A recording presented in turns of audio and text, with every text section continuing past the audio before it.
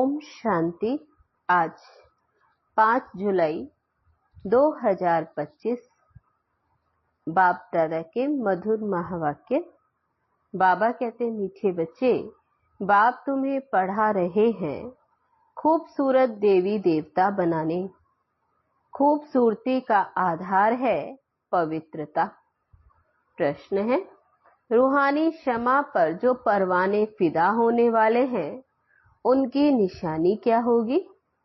उत्तर है, फिदा होने वाले परवाने क्षमा जो है जैसी है उसे यथार्थ रूप से जानते हैं और याद करते हैं। माना शिव बाबा को यथार्थ जान उन्हें याद करते। दूसरी निशानी, फिदा होना माना बाप समान बनना। तीसरी निशानी, फिदा होना माना बाप से भी ऊंच राजाई का अधिकारी बन जाना। गीत है, महफिल में जल उठी क्षमा परवानों के लिए। ओम शांति। मीठे मीठे रूहानी बच्चों ने ये गीत की लाइन सुनी। ये कौन समझाते? रूहानी बाप। वे क्षमा भी है, नाम ढेर के ढेर रखे हैं। बाप की स्तुति भी बहुत करते। ये भी परम पिता परमात्मा की स्तुति है ना। बाप क्षमा बनकर आए हैं परवानों के लिए। परवाने जब क्षमा को देखते हैं तो उन पर फिदा हो शरीर छोड़ देते। अनेक परवाने होते हैं जो क्षमा पर प्राण देते। उसमें भी खास जब दीपमाला होती, बत्तियां बहुत जलती हैं तो छोटे छोटे जीव ढेर रात को मर जाते हैं। अब तुम बच्चे जानते हो हमारा बाबा है सुप्रीम रूह। उनको हुसैन भी कहा जाता। बाबा खूबसूरत है क्योंकि वह एवर प्योर है। आत्मा प्योर बन जाती है तो उनको शरीर भी प्योर नेचुरल सुंदर मिलता है। शांति धाम में आत्माएं पवित्र रहती हैं। फिर जब यहाँ आती हैं पाठ बजाने तो सतो प्रधान से सतो रजो तमो में आती। फिर सुंदर से श्याम अर्थात काली इम्प्योर बन जाती है। आत्मा जब पवित्र है तो गोल्डन एजिड कही जाती है। उनको शरीर भी गोल्डन एजिड मिलता। दुनिया भी पुरानी और नई होती है।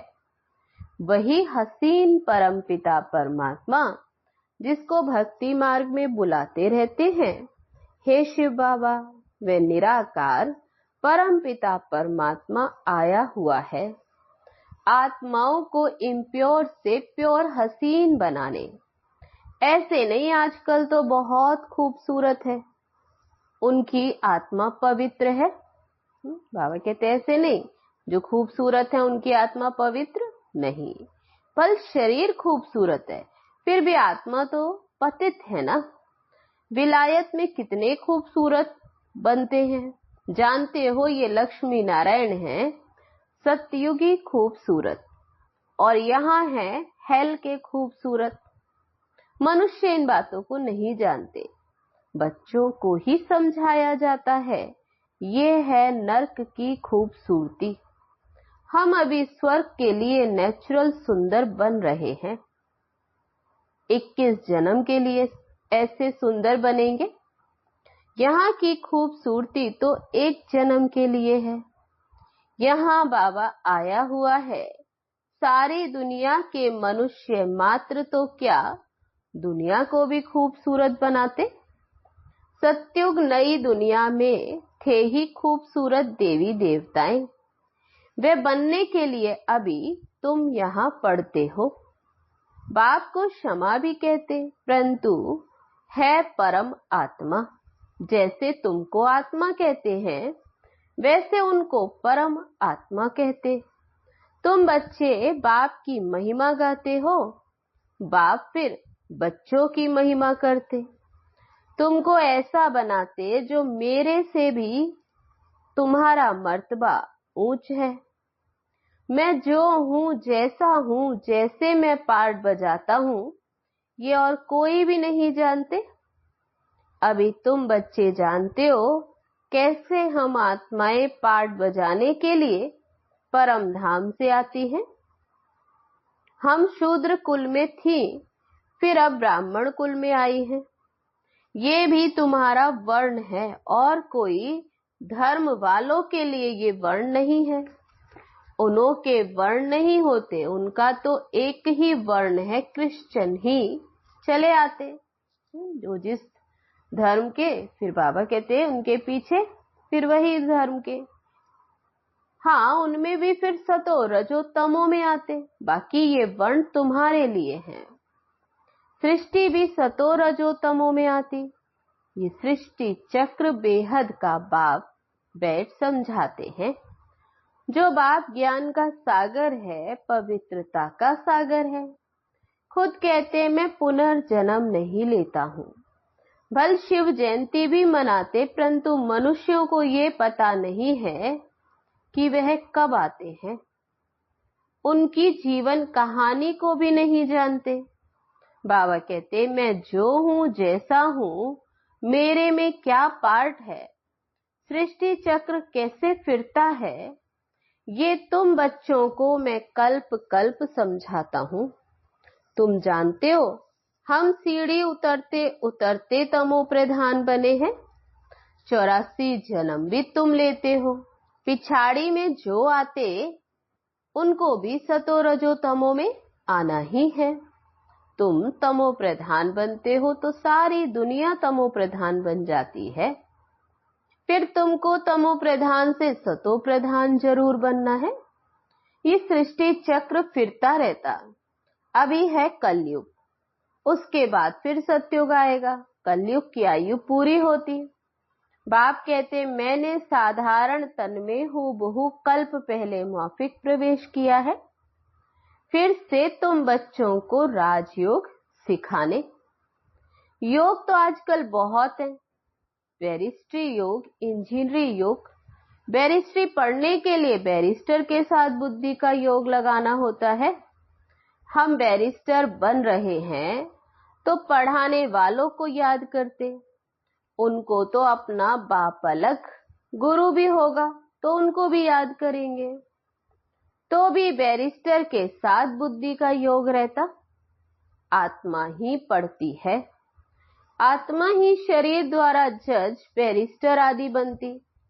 अभी तुम बच्चे आत्म अभिमानी बनने के संस्कार अपने में डालते हो। आधा कल्प देह अभिमानी रहे। अब आप कहते हैं देही अभिमानी बनो। आत्मा में ही पढ़ाई के संस्कार है। मनुष्य आत्मा ही जज बनती है। अभी हम विश्व का मालिक देवता बन रहे हैं। पढ़ाने वाला है शिव बाबा, परमात्मा। वही ज्ञान का सागर, शांति संपत्ति का सागर। ये भी दिखाते हैं सागर से रत्नों की थालियां निकलती हैं। ये है भक्ति मार्ग की बातें। बाप को रेफर करना पड़ता है। बाबा समझाते ये अविनाशी ज्ञान रतन है। इन ज्ञान रत्नों से तुम बहुत साहूकार बनते हो और फिर हीरे जवाहर भी तुमको बहुत मिलते। ये एक एक रतन लाखों रुपयों का है जो तुमको इतना साहूकार बनाते। तुम जानते हो भारत ही वाइसलेस वर्ल्ड था, उसमें पवित्र देवताएं रहते थे। अभी सांवरे अपवित्र बन गए हैं। आत्माओं और परमात्मा का मेला होता है। आत्मा शरीर में है तब ही सुन सकती है। परमात्मा भी शरीर में आता। आत्माओं और परमात्मा का घर शांति धाम है। वहां ये चुरपुर कुछ भी नहीं होती। तब परम धाम में आत्मा रहती, शरीर नहीं। तो बाबा कहते हैं वहां बिना शरीर के फिर कोई चुरपुर नहीं, कोई आवाज नहीं। यहाँ परमात्मा बाप आकर बच्चों से मिलते, शरीर सहित मिलते हैं। वहां तो घर है, वहां विश्राम पाते। अभी तुम बच्चे पुरुषोत्तम संगम युग पर हो, बाकी दुनिया कलयुग में। अभी बाप बैठ समझाते, भक्ति मार्ग में खर्चा बहुत करते, चित्र भी बहुत बनाते। बड़े बड़े मंदिर बनाते, नहीं तो श्री कृष्ण का चित्र घर में भी तो रख सकते हैं। बहुत सस्ते चित्र होते, फिर इतना दूर दूर मंदिरों में क्यों जाते? ये है भक्ति मार्ग। सतयुग में ये मंदिर आदि होते नहीं, वहां है ही पूज्य। कलयुग में है पुजारी। तुम अभी संगम युग पर पूज्य देवता बन रहे हो। अभी तुम ब्राह्मण बनते। इस समय तुम्हारा यह अंतिम पुरुषार्थी शरीर मोस्ट वैल्यूबल है। इनमें तुम बहुत कमाई करते हो। तो बाबा कहते ये लास्ट शरीर बहुत वैल्यूबल है, इसमें ही रहकर अभी तुम कमाई करते हो 21 जन्मों के लिए। बेहद के बाप के साथ तुम खाते पीते हो, पुकारते भी उनको है। ऐसे नहीं कहते श्री कृष्ण से खाऊं। बाप को याद करते हैं, तुम मात पिता हम बालक तेरे। बालक तो बाप के साथ खेलते रहते हैं। श्री कृष्ण के हम सब बालक हैं, ऐसे नहीं कहेंगे। सभी आत्माएं परम पिता परमात्मा के बच्चे हैं।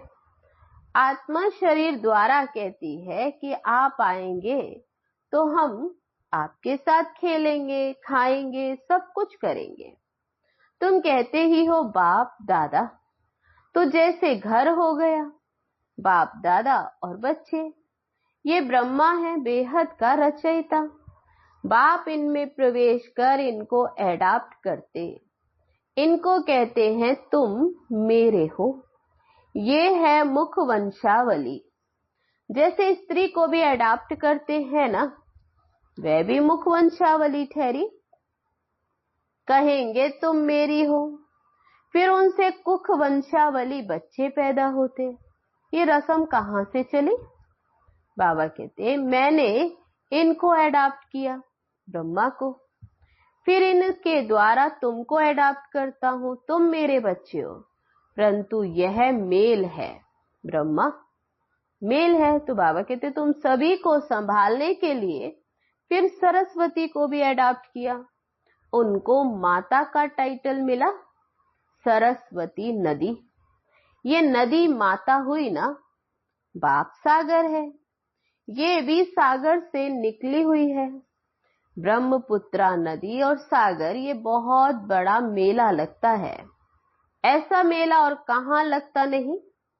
वह है नदियों का मेला, ये है आत्माओं और परमात्मा का मेला।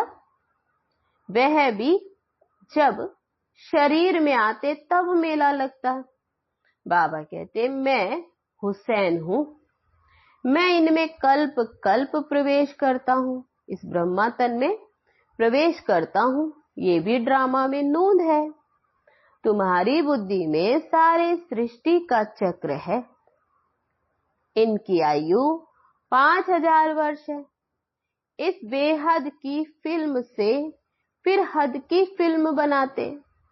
जो पास्ट हो गया सो प्रेजेंट होगा, प्रेजेंट फिर फ्यूचर बनता है, जिसको फिर पास्ट कहा जाता। पास्ट होने में कितना समय लग गया, नई दुनिया में आए कितना समय पास्ट हुआ, 5000 वर्ष। तुम अभी हर एक स्वदर्शन चक्रधारी हो। तुम समझाते हो कि हम पहले ब्राह्मण थे फिर देवता बने। तुम बच्चों को अभी बाप द्वारा शांति धाम और सुख धाम का वर्षा मिलता है। बाप आकर के 3 धर्म इकट्ठा स्थापन करते, बाकी सब का विनाश करा देते। वापस ले जाने वाला तुमको सतगुरु बाप मिला है। बुलाते भी हैं हमको सदगति में ले जाओ, शरीर को खलास कराओ। ऐसे युक्ति बताओ जो हम शरीर छोड़ फिर शांति धाम में चले जाएं। गुरु के पास भी मनुष्य इसलिए जाते, परंतु वह गुरु तो शरीर से छुड़ाकर साथ में नहीं ले जा सकते। पतित पावन तो एक ही बाप है, तो वह जब आते हैं तो पावन जरूर बनना पड़े। बाप को ही कहा जाता है कालों का काल महाकाल। सभी को शरीर से छुड़ाकर साथ ले जाते। ये है सुप्रीम गाइड। सभी आत्माओं को वापस ले जाते हैं। ये छीछी शरीर है। बाबा कहते बाबा तो आते ही हैं सभी आत्माओं को वापस ले जाने। ये शरीर तो छीछी है, इनके बंधन से छूटना चाहते हैं कि कहाँ शरीर छूटे तो बंधन छूटे। अभी तुमको इन सब आसुरी बंधनों से छुड़ाकर दैवी संबंध में ले जाते। तुम जानते हो हम सुख धाम में आएंगे वाया शांति धाम, फिर दुख धाम में कैसे आते हो ये भी तुम जानते हो।